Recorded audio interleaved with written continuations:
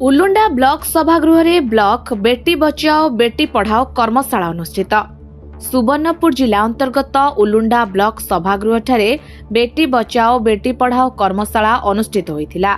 Ulunda CDPO Manorama मिश्रଙ୍କ अध्यक्षतार आयोजित यह कर्मशाला को उलुंडा बीडीओ चिन्मय महानंद मुख्य अतिथि भाव में जोग देइथिले।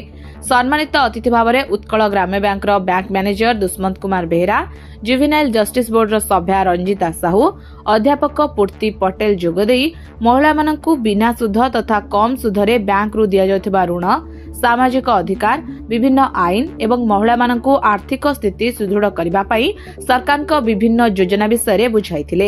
एही अवसर में 3 जन किशोरी बालिका को आर्थिक प्रोत्साहन राशि 1000 लेखाएं प्रदान करा जायतिला। कर्मशाला को अधिका क्लब रो किशोरी बालिका, एसएसजी महिला, अंगनवाड़ी कर्मी एवं कॉलेज छात्री माने जोग देइथिले। शेषरे क्षेत्र परिदर्शिका ख्रीष्टाब्दी पूजाहारी समस्त को धन्यवाद अर्पण करथिले। सुवर्णपुर जिल्लारू गंगाधर जालको report, dreams rider news.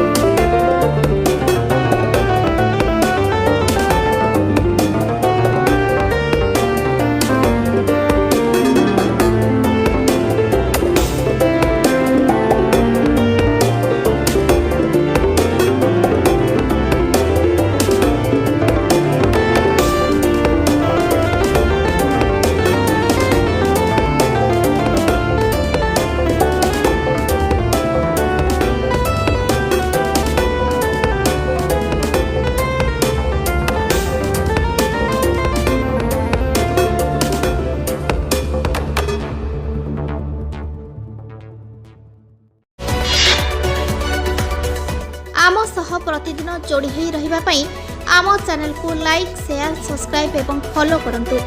Dreams rider सबु समय रे आपन को सेवा रे।